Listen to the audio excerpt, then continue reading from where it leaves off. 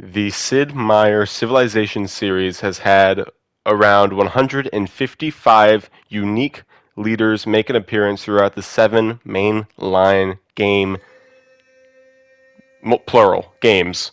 I'm not going to count Civ Rev in this list, or Alpha Centauri, Beyond Earth, Pirates, like that. I am counting the main 1 through 7 Civilization games, and I am ranking, as the title suggests, which of these leaders has the most swag.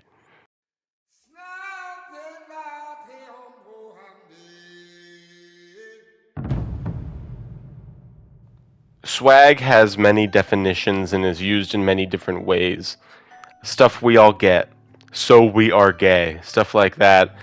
But in general, swag is sort of the aura that you bring, the clothes you wear, the style that you emanate, the vibes you give off. That is what we are ranking. If we want to go very in depth about how we are going to be ranking it, there is an entire spreadsheet that I have made in order to define swag. There are around, I'm pretty sure, 18 points total spread throughout this list, 18 being the swaggiest thing ever. So you get 2 points for being flashy. Flashy is interesting colors in your clothing, maybe interesting facial hair, interesting headwear, just like showing yourself off. A leader like Lautaro, for example, who is just a bro, a shirtless bro, he isn't very flashy. He blends away. But if we're talking Suleiman with his onion hat, that is immediately flashy. That is immediately interesting to look at. That is swagadelic to the max. Then I'm gonna also, on top of that, punishments for dull leaders, like our poor boy Lautaro was already mentioned. I think he's gonna get a lot of, not hate in this, but he's not swagadelic enough to be up there with the swaggiest leaders. If you have a boring color scheme, or just if you're boring, you are dull. Gold is also very important, I think. Golden crowns, golden scepters, golden bougie jewelry, stuff like that. The best leaders wear gold because gold is swag. Stuff we all gold. Think about that next time you wanna, I don't know, cause a scene. Facial hair is important, which I will say this is kind of gendered, but there's also later on, there's a penalty that doesn't apply to females, but this does apply to men. Facial hair, bougie mustaches are important, big beards are important, but it also comes to a point of, if you have a bad facial hair, you're wasting your time. You will have less aura than someone who doesn't have it if yours is bad. Not to throw anybody under the bus, but Merciless from Civ 3 has kind of a meh facial hair, whereas somebody like, let me think of the best that I can think of off my head without spoiling this list. Probably, Philip II has a pretty sweet mustache, and that gives aura, that gives swag, that is powerful. Interesting fashion is also important. So if they're just like wearing a suit, like a lot of the modern leaders do, that's not very interesting. If they have different colors, like Wilfrid Laurier has a sweet blue suit, that's flashy, that's nice. Not particularly interesting, but you can only go so far with suits. Like poor John Curtin's rocking a vest or whatever. I can't even think of what he wears. Whereas more civs from the past, leaders from the past, I should say, typically have more interesting fashion. A lot of the Persian civs have very good fashion. A lot of the older European civs have good fashion.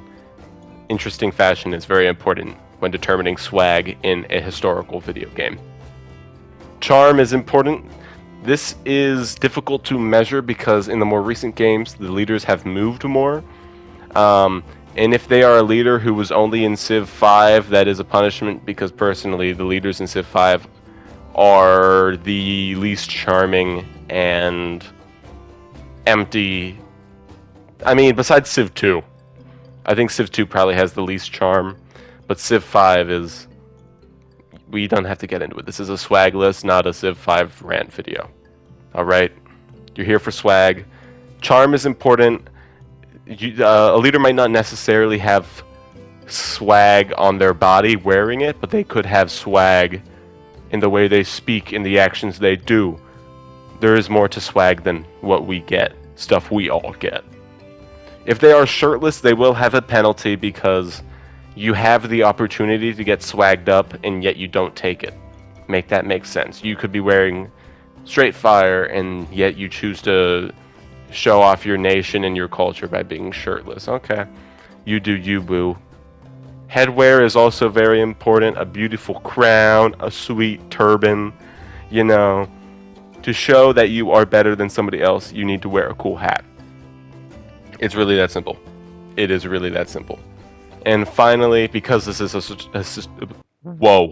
finally, because this is a historical video game, their history, the leader's actual history, will be very important in determining if they do have aura. Somebody like JOAO III from Civ 6 is like, okay, you are the son of the perfect Prince of Portugal. That's kind of cool, but eh. Compared to Julius Caesar, who is probably the most famous Roman ever, I would have to say. You're not the same, buddy. 16? You're not that guy, pal. Trust me. You're not that guy. Okay. Okay. You? So, using my perfect criteria, we are going to go over some leaders throughout the series who probably aren't going to make it to the top 10 and bottom 10, which will have their own section, but let's take a scroll and let's look for some leaders. Gilgamesh Civ 7 is going to have a ripe score of 11.2. That means he's decently flashy. I mean, that smile, that sort of swagger, he has that golden scepter or whatever. His beard is insane. That is swagadelic. That is a maximum score beard if I've ever seen one. Let me think. His history is insane too. A majority of his score is history. He was the first king of Ur. He was besties with Enkidu, drank beer and whatnot. Really contemplated death. Let's read the Epic of Gilgamesh. Pause right now, read the Epic of Gilgamesh, and then you can continue watching after that. I'll wait. Okay, thank you. Let's look for another leader.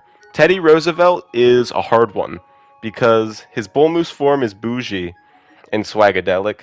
His, what is his Rough Rider form? His Rough Rider form is more interesting but less swaggy. Teddy is honestly like the perfect middle ground because he has aura, but he isn't wearing something interesting enough to really shine above beyond the average leader. I mean, when there's so many leaders, you have to do something to stand out when it comes to the swag domain. Another leader, a lesser known leader, only appearing in Civ 2, was Vladimir Lenin. He is you know, it's hard to say. It's really hard to say where he lands on the swagometer, but it depends on the guy you are. That depends on the guy you are. I gave him an 8.3 because his history is interesting, but his style isn't that good. His bald head is swaggy, but not as much as it could be. Although another very swagadelic member of the roster from Civ 2 was Eleanor Roosevelt. She serves a little cunt. She might not be wearing the bougiest of clothes, but she's a goddess among men in Civ 2. Speaking of goddess among men in Civ 2, I'm pretty sure Ishtar, the Sumerian goddess of death, is one of the leaders. This is a problem that Civ 2 had, where they would just make up leaders or use fictional ones, and I know that later on in the series they did still use fictional. Like, I mean, Gilgamesh obviously blurs the line, and he has been in most of the games. Let me think. Who was it in the new... There was a new one, Lady Six guy. She's sort of like, we don't really know if she's real or fake or mythical or not. Like, she blurs that line. I feel like there was another one, but I could be wrong. There's been a couple throughout the series that have been kind of faked, a hoax, if you will. Now that we have that down, we're going to go into some pie charts showing all of the data compiled into one, and then at the end, after that, we are going to go into the top 10 and bottom 10 swagadelic leaders. How do we feel about that? Take a pause right now. I already told you to take a pause and read an entire book, but now, how about you go get some pretzels and let's have a good time, alright? Let's take a gander at our pie chart here, our pizza pie chart. This is the continent split one. I took every leader and ranked them according to, I mean, obviously where they're coming from. So a majority of the leaders in Civ are European, which, duh, there's too many countries and too much history in Europe to not have most of them be in there. Then followed by Asia, which another makes sense. There's been a lot of Chinese leaders, Japanese leaders, Korean leaders, stuff like that. And then obviously Southern Asia as well. America comes in, which is honestly kind of shocking. I feel like they used the same few for the US. Canada's been in a game once, and then from the rest, they basically use Pachacuti, Montezuma in all the games. So it's shocking to me that that's on the same bar, especially because Africa and the Middle East are less than the Americas. Maybe I miscounted when I was making this chart, but I swear to God there's way more African and Middle Eastern leaders than there are American leaders. There's like 4 or 5. They just keep reusing, and I did not count duplicates in this list, so make that make sense. And obviously Oceania there's 3. Coupe, what's his name from Civ 5? Kamehameha or something? And then John Curtin, which we need some more representation, fellas. I could have added Jose Rizal in that list, but he's from the Philippines. That's Asia, I fear. That's Asia, I fear. Going into the next pie chart, this is showing which leaders I used. A majority of the leaders because when it came to leaders who are duplicates, like Gandhi, who has been in most of the games except for 7, I used his Civ 3 one, so I didn't count any of his other ones. Similar to like Gilgamesh, as I said earlier, his Civ 7 counterpart was rated the most swagadelic, although his Civ 6 one is also very swaggy. So I had a single Civ 1 character make it, because a lot of them are repeated, and I only thought that one had more aura than the others. Civ 2 has a good chunk, because Civ 2 has a lot of unique leaders that never come back, and also they can be pretty swagadelic. Civ 3 has a decent chunk as well, less than Civ 2 however, because Civ 3 has a very cool thing where as the ages progress, your leaders wear different clothing.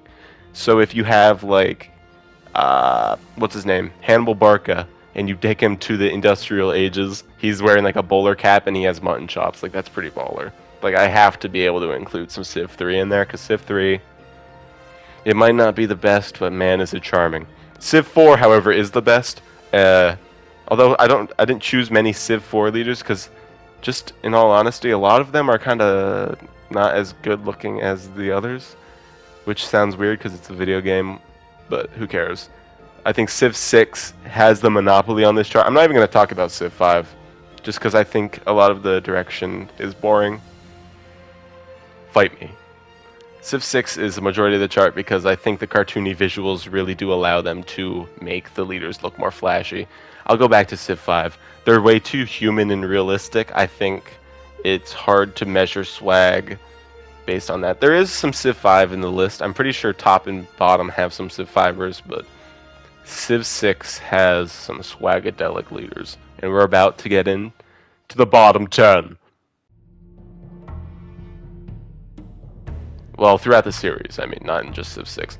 We're going to go through the bottom 10 based on my rankings with the least swag, alright? How about we get into that right now?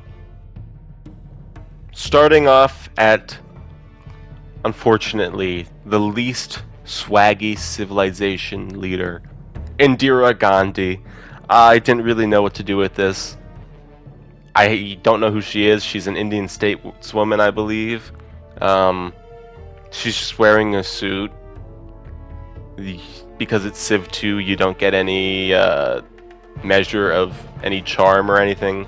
Unfortunately, Indira sat with a ripe score of 2 out of 18, which, give it up. That was my clapping. Number 9 for bottom 10, because that's what we're doing. Remember that. Is Livia. This is Augustus's wife. Augustus, the Roman dude. His wife was the leader, the female leader of the Romans in Civ 2. She got a 2.7, because at least, like, being Augustus's wife is kind of interesting. I mean, who really cares? He didn't do much. But, yeah. Sorry, not sorry. Number 8 is Sacagawea. I mean, she's a baller. A majority of her score is from history, because, I mean, they don't do her justice. So that's all I had to say. I don't have a lot to say about these bottom ones, because that's why they're on the bottom. Number 7 is Smoke Jaguar from Civ 3. I love Smoke Jaguar. He's such a good leader. Visually, though, he leaves some stuff to be desired. You can only really see his head, because he has such a big head. And he's beautiful. He's gorgeous, but not where it counts.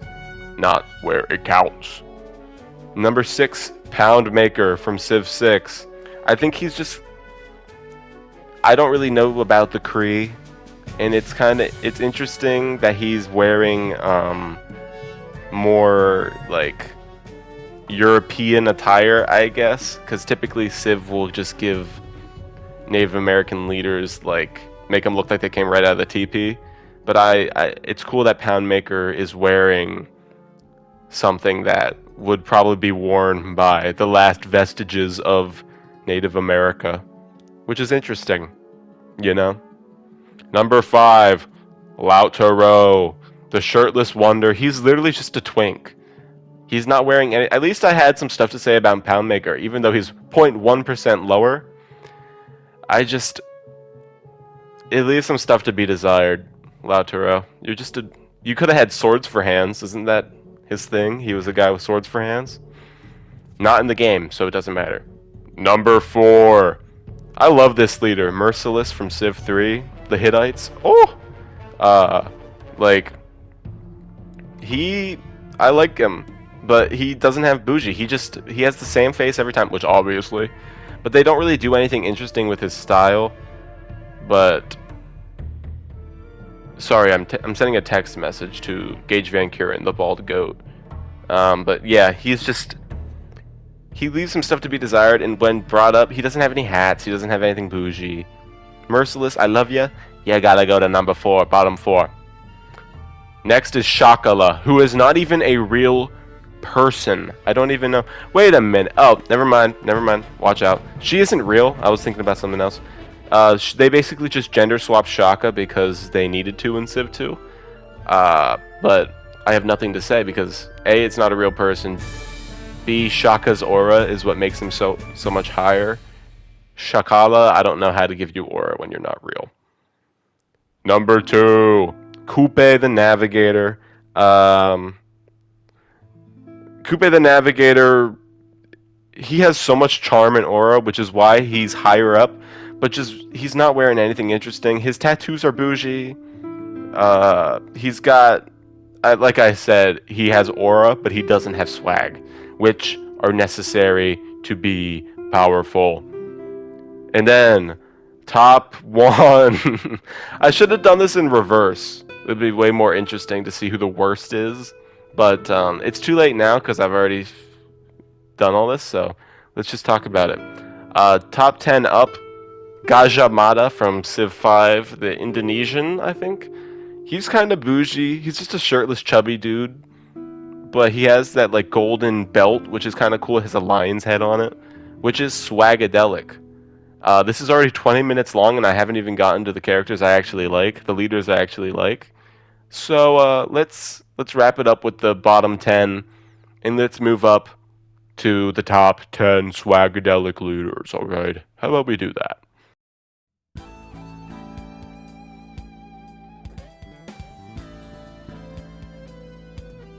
Now we are at the top 10 of the best swagadelic leaders. And number 10 is Cleopatra from Civ 6. She's got that bougie crown. She's got the eyes of Ra going on. She's got the eyeshadow. She is giving swagadelic. And she doesn't even need to have a bougie beard to do it, which is how powerful Cleopatra is. I think the Egyptians have an advantage because of how unique their style is, the headdresses and stuff. I don't know where the other two landed on the list. What Ramses and Hatshepsut. I think Ramses would have been higher because I really do like how gelded he is in Civ 6. He got a 13.5, but Cleopatra's sitting at a ripe 15. So sorry, not sorry. She's just a superstar. Number 9 is Philip II from Civ 6, also sitting at 15. I don't know why it measured out for him being higher, but I guess it's because Google Sheets is sexist. I gave him such a high score just because he has so much aura. His mustache, the way he speaks, encima de todo. I'm not going to go through the whole thing, but I'll play it. Nos somos Felipe, rey de España y Portugal. Empero, por encima de todo, somos fieles devotos de la única y verdadera religión. Boom. There it was. He's wearing a cuirass.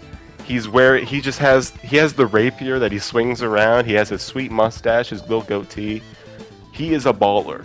They could have made him better by giving him that stupid hat that he has in his paintings, but they didn't, unfortunately. Number 8 is my king, my favorite leader, Pachacuti. I used his Civ 7 variant just because I think he's more colorful than he's ever been. He's got the purple feathers, or no, are they orange feathers? And then he has purple attire. He has the golden, like, circle on his chest. Civ 5's Pachacuti comes close, but I think sort of the old skinny man Pachacuti gives me more vibes of, like, I don't even know. I just think he has more aura. Old leaders have more aura than younger leaders. It's really that simple. Number 7 is Elizabeth from Civ 6. This one was tough because Elizabeth has been in so many of them, but I think her Civ 6 one has just such intricacies on the dress and the crown that the other ones don't manage. Like, it was close between Civ 6 and Civ 5, but I think Civ 6 just manages it. She doesn't really have a lot of charm in Civ 6 just because I think she's a newer leader. You don't really... I mean, obviously it's been years now since she was added, but I'm not that familiar with her compared to leaders that show up more, like Philip, my king. So that's why she isn't higher, she isn't lower. That's why I chose Civ 6 variant. Let's go up to number 6. Who's it going to be? Charlemagne from Civ 4. Now, he might be a garbage leader in the game. Who cares about that, though? Because A, he has a baller theme song, which is not even necessary. That's just added on top. But he has this, like, green coat. He has a beautiful beard, a beautiful pronged beard. He has some bougie hair. He has a sweet crown, and he just gives Charlemagne vibes that hasn't been redone in the series. Civ 7's Charlemagne is aight, but he's a little bit too, like, well, for my liking. Charlemagne Civ 4 is like, I'm the first Holy Roman Emperor, biatch. Top 5, oh my god. Are we all ready? I'm reading the top 5 and it's crazy. Are we ready for the top 5 swaggiest Civ leaders? Oh my god. Oh my god, are we ready? Number 5 is, drumroll, Henry VIII from Civ 2. Honestly, he's this high just because of... Everybody knows who Henry VIII is. It doesn't even matter that he is, like... that Civ 2 leaders are basically nothing. Because the fact that you can be Henry VIII is enough. And the idea of maybe them doing Henry VIII in a future title is enough to spur so much joy and so much, just gusto to be English. He's wearing his big bougie coat. He's morbidly obese. What can you not like? That is aura. He has aura. He made a whole new religion so that he could cheat on his wife. That is aura gain. Number 4 is Hammurabi from Civ 4. He has a big nose. He has like the red spiral hat that's super bougie. It's gold inlaid. He's got the big mustache. I think he also has a beard. I could be wrong. He might just have a mustache. It's been a bit since I played as Hammurabi in Civ 4. But he has aura. He's sort of like cunty to the camera too, which only Eleanor Roosevelt can say the same. So he has some aura, even if he has a horrible unique unit. He has good traits though, so who really cares? Number 3. Top 3 most swagadelic leaders. Are we ready? Okay. Suleiman the Magnificent from Civ 6 is so swagadelic, but I will have to give an honorable mention to Suleiman from Civ 4 because he also has that little conniving grin. But that magnificence, just whole attire, he has the beautiful onion hat, he has like rubies and gemstones down his dress, down his robe. He has, it's like blue inlaced. It is so bougie. Not to mention he has sort of that Turkish, that lovable Turkish grin to him. He has so much swag, it's insane. I don't know how. Like these last two were very close. These last three were very close. I mean, 1 and 2 are 0.2 away from each other. I will say number 1 has an entire point above number 2, but Suleiman the Magnificent is one of the most swagadelic figures in history. So the fact that he was this high, boom boss baby. Number 2, this one is going to be a shocker. A very big Ashoka. Shaka Zulu? No, it's not Shaka Zulu. It's Xerxes from Civ 2. Just look at this picture. It doesn't even matter that it's just a PNG. He has like swans on his coat. He has a majestic braided beard. His turban is incredible. Incredible. He has so much vibrancy. I don't even have to get into it. Although Xerxes has been... He was in 3, he's in 5. Or not 5, he's in 7. Like, this is his best appearance. This is his most Persian appearance. He is so powerful here, I don't even have to keep talking. Number 1 is... Are we ready? A reminder that there's more to swag than just looking cool. Because this leader does not look cool. It's QIN Shi Huang from Civ 6, the Mercury drinker himself. He's like 4 foot in the game, it feels like. He has a sweet little stash. He has his cool headwear. His history is also a huge point of why I gave him so high up. He's a goat. I feel like this is like going on too long, and people don't really care about the reasoning behind videos like this. But look at him. Look at the way he looks at the camera. How could he not be the most swagadelic leader? Look at him. And I don't even have to bring up his second variation, or when he was in Civ 4. Because this one is perfect. The little beady eyes he gives at the cameras may be racially motivated, but I don't think that's what they're going for. I think they just wanted to show you that Chinese people can be swaggy too. And that's it. I put a lot of effort into this list for it to come out as 30 minutes of me rambling about things that didn't even matter in the list in the first place. So I'll see if I can put a link to the list in the description so you can look at the full list, all of my hard work, all of my hot takes. Genghis Khan from Civ 3, 13.5, probably because he has that bougie top hat.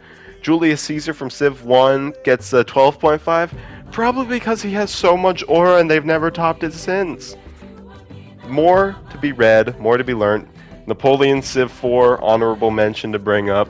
He just has that sort of I'm tired, don't talk to me energy that Napoleon gives majorly. Let me think of some other ones that I really enjoyed throughout the list. And by think of, I mean look at them. Joao II.